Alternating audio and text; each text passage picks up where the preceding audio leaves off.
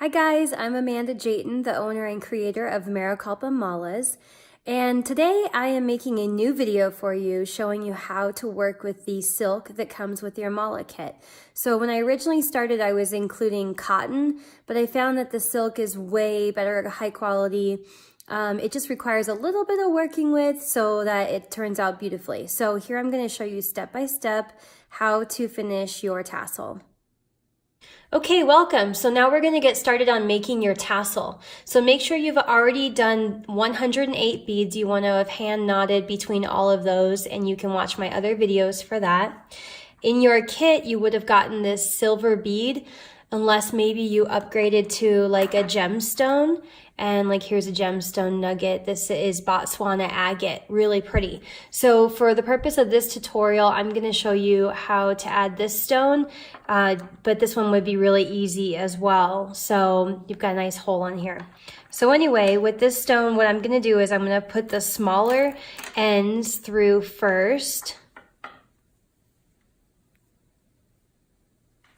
And we want it to sit like this.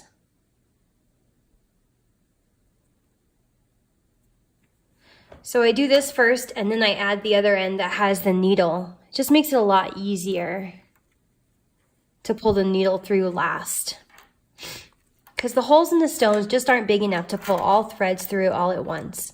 I actually drill these beads so that you can fit all your thread through there. So it's pretty cool to have that custom work done.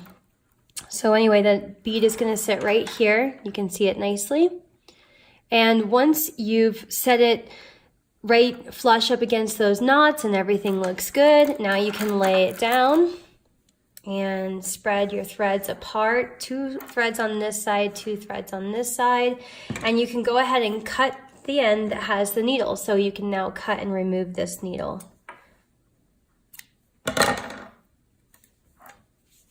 Now we are ready to work with the silk for making your tassel. Please note there is a sticker on your pack that tells you how to work with silk. Silk is just like your hair, so if you had your hair in a braid and you pulled it out of the braid, it would be really kinked up. So the silk, as you can see, is wrapped on this card, so when you take it off, you're going to need to work with it to straighten it out a little bit. Not a big deal, but just a heads up, and that's what the note here is for. So we'll go ahead and open our silk packet. And another trick is make sure you start unwinding from the bottom of the card. You can see some thread up here, but if you pulled it from that direction, it'll actually get a little bit knotted up. So we want to just start unwrapping it just like that.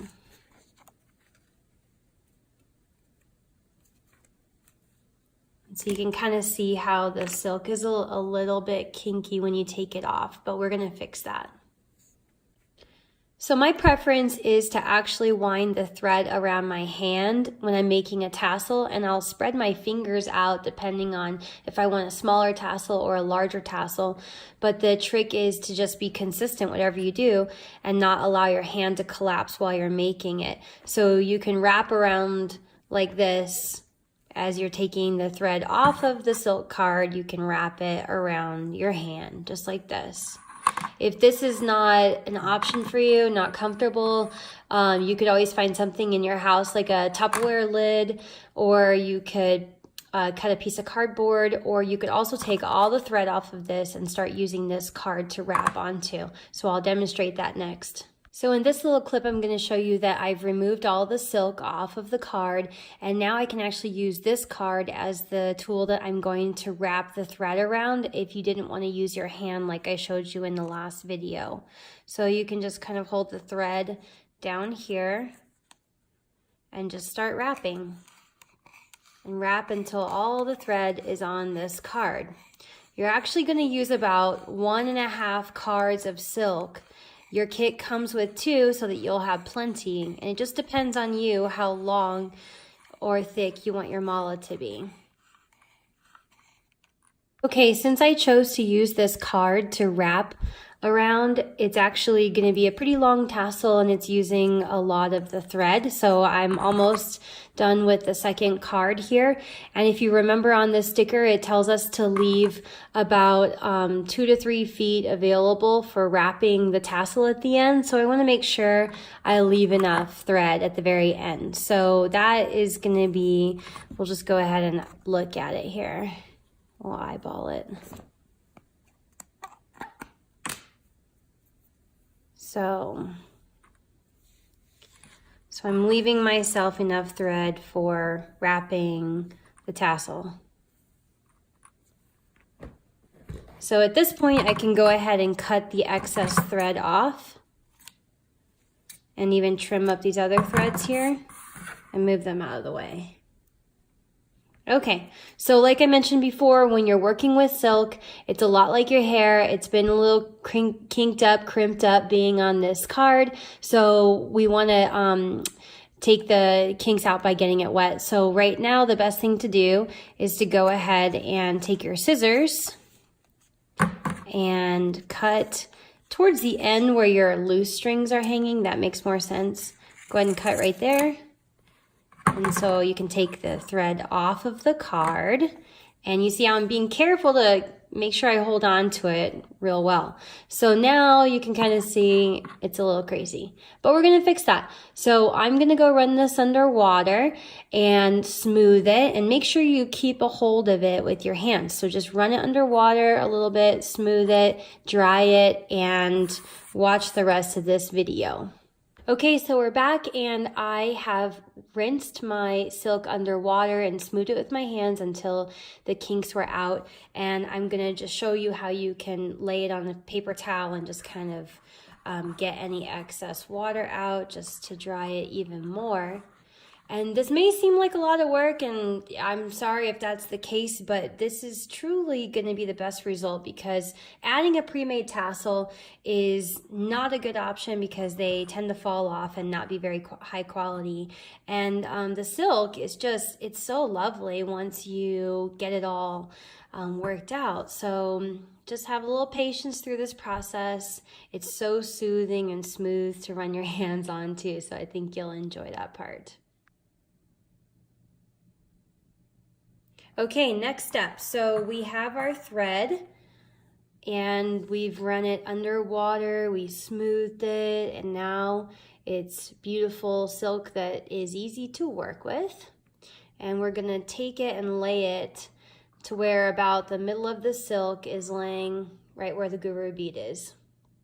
Okay, and then now we're gonna pick up the two ends and we're gonna tie a square knot. This is kind of like a knot you would tie in your shoes. This is easier than the other knots we've been doing all day. So you can do one, and then you'll do a second. Nice tight knot. Now here's an option. You can choose to do an overhand knot at this point so that your threads will lay straight down into the middle of your tassel. And that's what I'm doing here. And this overhand knot is just like what you learned to do when you were making the mala. Same knot. So I'm just pulling on all of the threads to get a nice, consistent, even knot. And you can see, looks pretty good. And now we are ready to finish up. So we flip it over and look at how smooth that thread is now. Okay, so we're here. We're at the very last step in making your mala necklace. We're going to take that additional 3 feet of string that you set aside, and we're going to use it to wrap around the tassel. So when I'm making this at home, oftentimes I don't have an additional person to help me, so I have to get creative on how I'm doing this, and I'm going to do the best job I can showing you by video maybe a way that you can do this. Now, of course, If you have a friend or family member nearby, grab them and get them to help you because it's a lot easier to do this with 2 people, but still possible with 1. So now I'm going to show you how to do that solo. Okay, so here we are. I'm going to show you how to finish the tassel if you are by yourself and don't have an extra pair of hands. So first of all, you notice that I have the beads here and I'm kind of securing them with my knees. So maybe you want to hold them between your knees for this part of the step so that you have a little bit of torque here.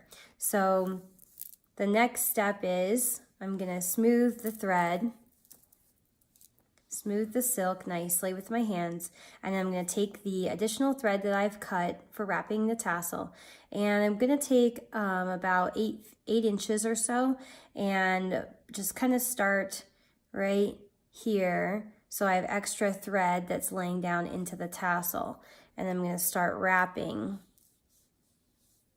about 1/4 inch from the bead. So I'm hoping you can see this in the video.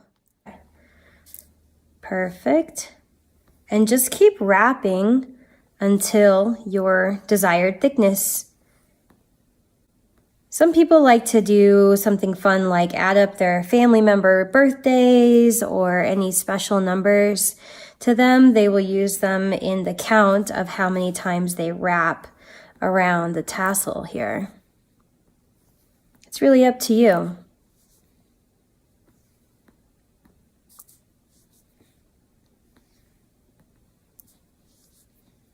So now I feel like we're at a pretty good part where we can go ahead and finish it off. So I'm gonna find that extra thread that I had tucked in here.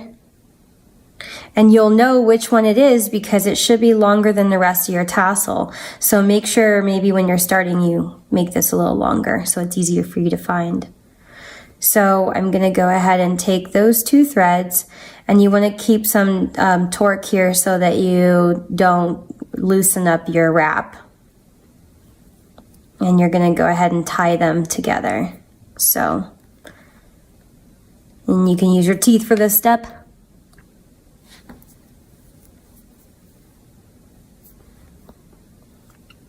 And we're gonna do it again. So just another knot.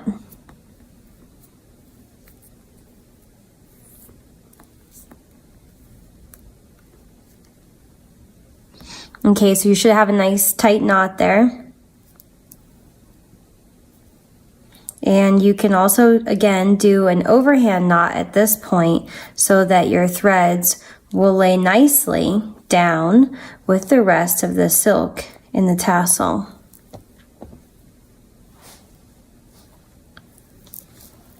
So, okay, we are ready for the very, very last step, which is trimming your tassel. So you'll notice that some of the threads are shorter than others, and that is okay. So typically what you want to do is you want to take, you want to find a spot that's kind of a midway point where most of the threads are at the longest part, and you could start to trim there. Again, you can trim a short tassel or you can make it a long tassel, just depends. And it's kind of like when you get your hair cut at the salon, they're going to go ahead and move your hair in one direction and cut it, and then they're going to shift it in the other direction. And the purpose of that is to get a nice smooth cut at the end. So now you can see this beautiful trimmed tassel. And your mala is finished. All right, so there you have it. Now you have a finished and beautiful custom mala that you have made yourself. Here is a sneak peek at how this one finished out that we were working on.